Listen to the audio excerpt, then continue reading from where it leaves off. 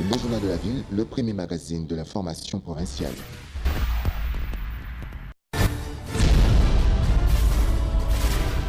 Tout de suite, le journal.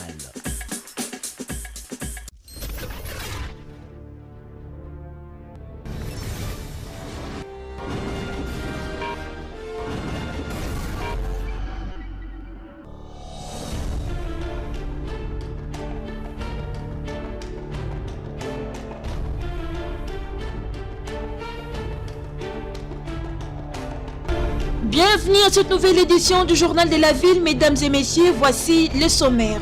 Après la tournée sous-régionale du chef de l'État Félix Antoine Tshisekedi qui avait débuté en Angola puis Kenya pour finir au Congo-Brazzaville où il a pris langue avec les autorités et la population de la RDC, il a promis un recensement, l'impression des cartes d'identité et la suspension de la prime des parents dans les écoles et va poser sa politique sur l'amour du Congo. Juste après son séjour au pays de Sassou Nguesso, Félix Tshisekedi s'est envolé pour Addis Abeba pour prendre part au sommet de l'Union africaine.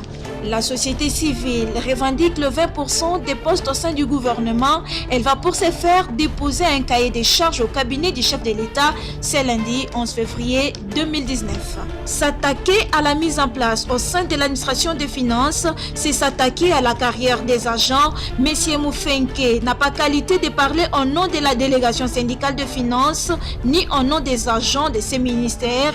Précision faite ce vendredi lors d'une conférence de presse animée par André Loumanicha, vice-président de la délégation syndicale aux finances, et Frédéric Diaololo, délégué syndical aux finances. C'est tout pour le sommaire. Mesdames et messieurs, encore une fois, bienvenue dans ce journal.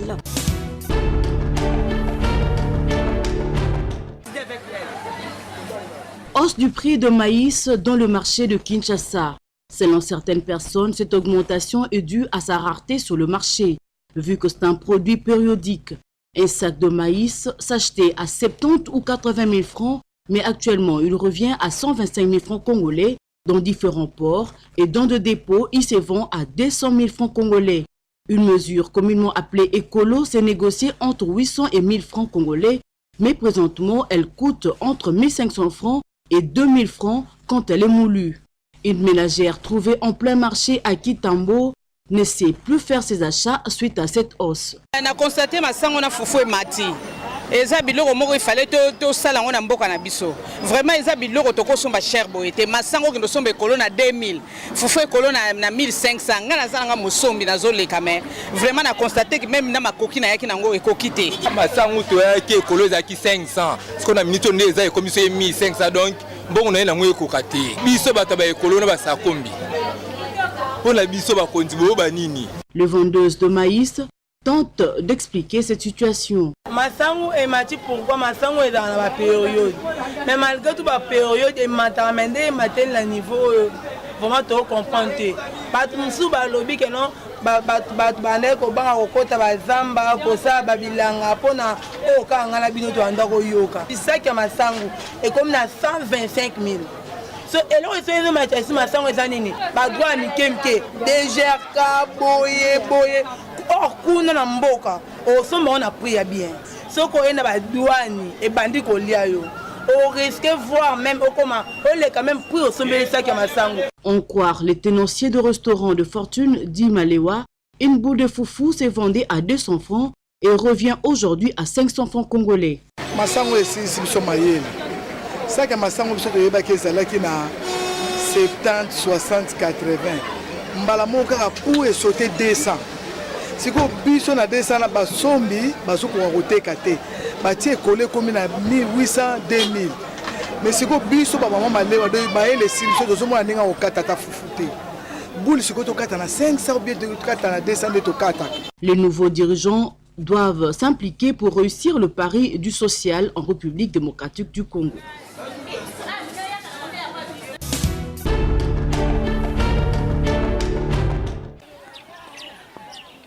Pendant que d'autres pays d'Afrique bénéficient de l'électricité de la RD Congo, certains quartiers de Kinshasa restent encore plongés dans les noirs.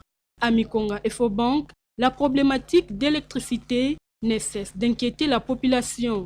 Des installations comme des antennes, câbles et autres existent mais ne produisent pas d'électricité. Et koko ya par mois et koko ya mois étincelle moko boye pas ekei nango tozoka na biso courant te lokola bango ba lobi ke makamno changement il faut ezala côté nyo dans tous les coins même dans les fins fonds changement ezala toza biso nyonso bana Congo mutu nyonso amona clair na makamno nyonso ezoleka na kati ya mboka toza bloke c'est la courant mais courant ya kanango te courant suka ka kuna likolo mais la se koto toza nango te pa konzi bato o bazala niveau ya likolo balandela biso makamba courant biso tosenga na gouvernement sika abongisa mai courant tozala bien po population ba na besoin na biloko wana ba pays ya libanda bazo bénéficier na courant na biso bakolo courant tozo bénéficier na ngote. Pour la population de cette partie de la ville, le changement souhaité doit se sentir même dans les coins les plus reculés de la capitale, voire même de la RDC.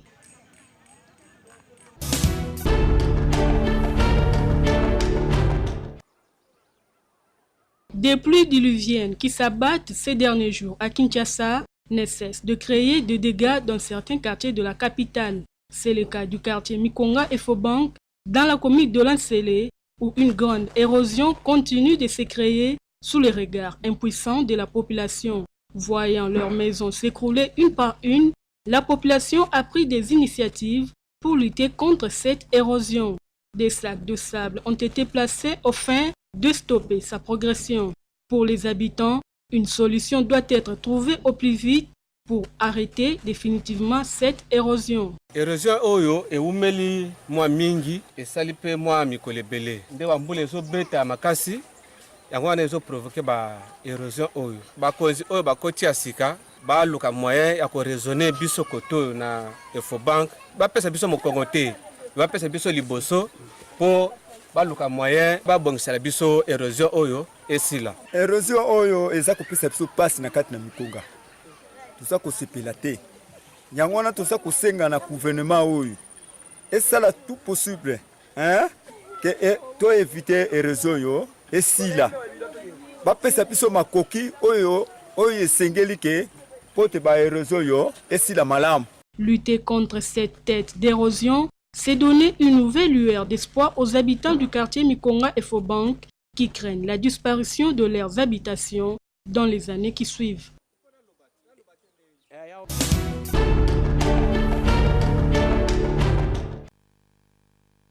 La formation du gouvernement est imminente.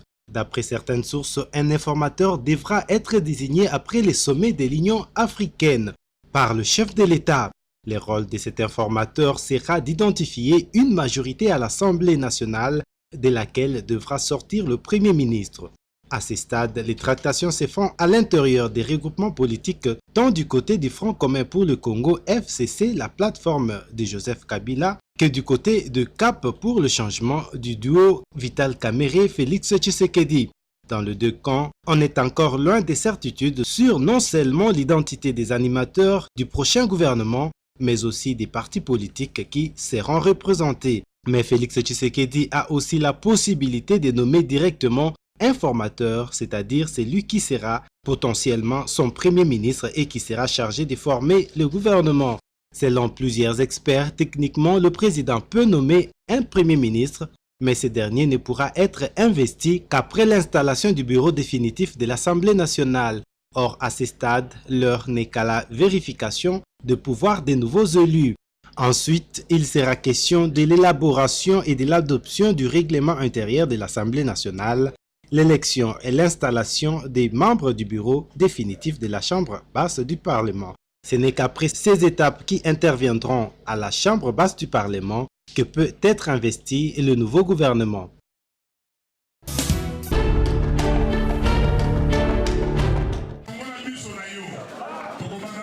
Martin Fayulu, qui revendique la victoire à la présidentielle du 30 décembre, affirme avoir déposé une requête au niveau de la Cour africaine des droits de l'homme et des peuples de l'Union africaine.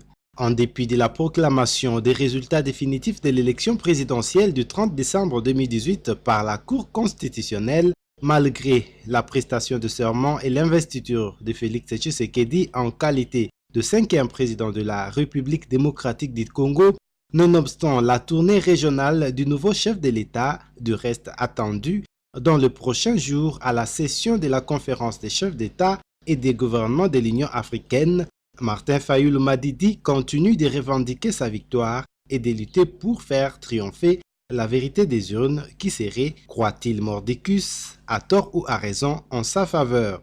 Par ailleurs, il s'y est de questionner la marge des manœuvres dont pourrait bénéficier cette initiative pour procurer à Martin Fayulu des gains symboliques qui conforteraient ses postures discursives tant sur le territoire national que sur l'espace international où deux voix ne cessent de s'élever pour soutenir tacitement ou explicitement le président Tshisekedi. En clair, il s'agit de savoir si la requête de Martin Fayulu est susceptible d'amener la Cour africaine des droits de l'homme et des peuples à se déclarer compétente pour l'examiner et s'y prononcer. Cette cour, créée le 10 juin 1998 et entrée en vigueur le 25 janvier 2004, a pour l'heure deux types de compétences, à savoir contentieux et consultatif. Et la RDC a uniquement signé le protocole de cette cour. Elle ne l'a donc pas encore ratifié. De ce fait, elle n'est pas en droit d'autoriser ses citoyens, par une déclaration expresse à la Cour, de saisir cette dernière de leur propre initiative.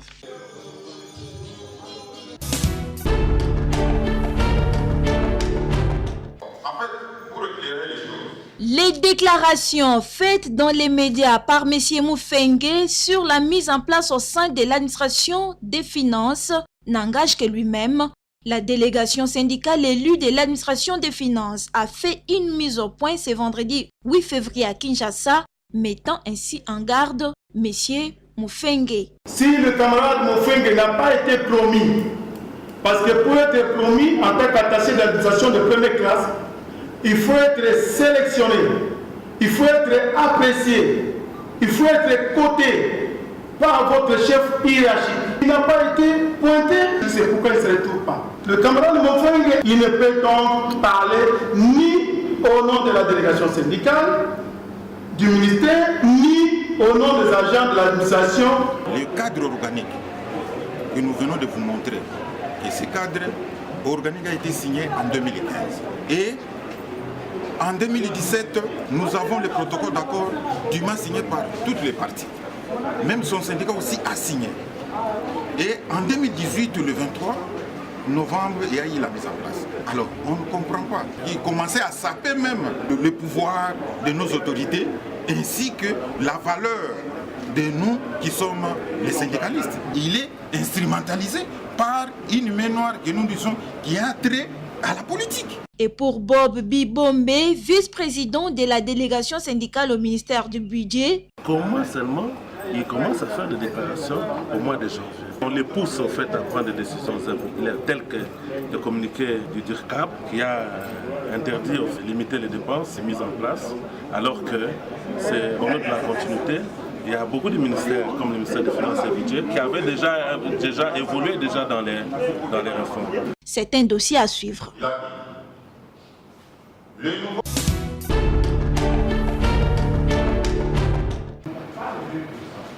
La société civile déterminée à œuvrer ensemble, elle ne jure que par l'unité, raison pour laquelle elle s'est regroupée dans une coalition de la société civile pour le changement COSOCIC. Ce vendredi 8 février, la société civile a réfléchi en vue de sa redynamisation et l'élaboration, l'adoption d'un cahier des charges qui sera déposé au cabinet du chef de l'État ce lundi 11 février. La société civile réclame le 20% des postes au sein du gouvernement. Joseph Zagabé, porte-parole de la COSOCIC, nous fait le point. Il y avait déjà un document qui était préparé, considéré maintenant comme draft parce qu'il y a eu beaucoup d'éléments qu'on a eu à amener et intégrer. Ce document sera lu le lundi et déposé auprès du cabinet du chef de l'État, déjà le même lundi. Et nous pensons déjà que nous venons de commencer une bonne ère de la société civile où nous disons que nous bannissons le tribalisme, le népotisme. Et la société civile aujourd'hui est unie D'ailleurs, vous voyez à ma droite, Équateur à marche et de l'Amouka. Nous avons les amis de FCC. Nous sommes proches de l'UDPS. Donc vous comprendrez que aujourd'hui, on ne parle que de l'unité de la société civile qui est dans ses droits parce qu'il a comme recommandation le 20% des postes que l'on nous doit.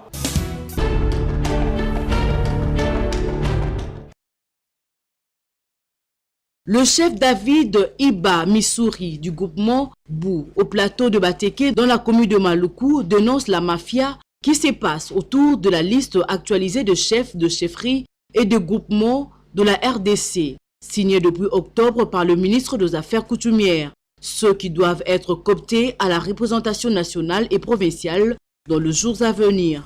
Il se passe qu'on attribue des conflits au sein des groupements qui ne sont pas concernés. Il exprime ici son mécontentement et pense que cette situation risque d'aboutir à des conflits car les listes ont été affichées à la CENI. Il demande pour ce faire au ministre des Affaires coutumières de refaire ces listes. Guerre kobima na plateau Bateke. Na mafia ndenge ya liste oyo boy. Est-ce que ezali ministre ya affaires coutumières motakomi? To ba fabriquer yango. Na kati ya groupement ya Kikimi. Ezana conflit. Liste yemo ko ministre asalaki yango oyo. Kingankati azana conflit na kati ya secteur ya Bateke. Nguma azalaki copté. Ngana azalaki copté. Parmi les 5 groupements oyo etikali ba copté te kakabu. Et puis bano yo même Kingankati, même Ngana, même Kikimi, Ngana zali doyen na bango moto aleke ngaka mfumu nguma. Soki tokokamwa biso totanga ko kansate ke Bateke batanga te tokosa kabango bazaba tupamba bakoye bate talawa par exemple bakoma wanini mukulu njuno na Kikimi bayiko koma na biki lita alors si oto ndimo ba gome oyo toto ndimo ba koma na biki conflit babomi.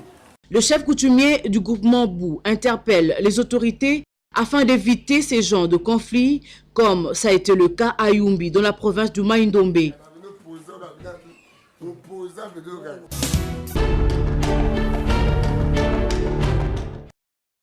Le ministère provincial du Transport, Jeunesse, Sport et Loisirs rappelle aux opérateurs économiques du secteur des transports leur obligation des paiements des taxes et redevances au premier trimestre de chaque année. Il s'agit des actes ci-après, l'autorisation de transport des passagers et des biens, le contrôle technique, les agréments de fonctionnement des auto-écoles et garages, la taxe des stationnements, etc. Dépasser le délai des paiements volontaires, un recouvrement forcé sera effectué par le contrôleur de la division urbaine des transports et communications avec comme conséquence la mise en fourrière des véhicules non en règle et paiement des pénalités. Fait à Kinshasa le 1er février 2019, Godard Motemona.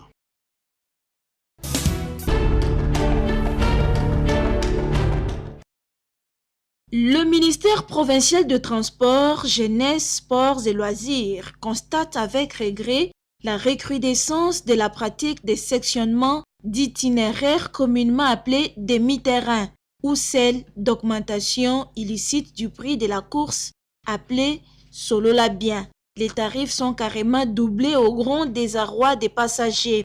À ce sujet, il rappelle aux propriétaires et conducteurs des véhicules le respect strict des tarifs fixés par l'autorité urbaine. Les exploitants des transports en commun qui s'entêteront dans les pratiques si dénoncées subiront la rigueur de la loi et verront leurs véhicules mis en fourrière.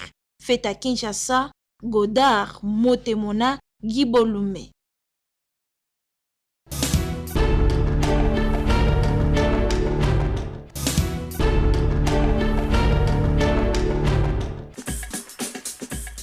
Ainsi s'achève cette édition du Journal de la Ville. Mesdames et messieurs, merci de l'avoir suivi. Le prochain rendez-vous est fixé pour ce samedi et d'ici là, portez-vous bien.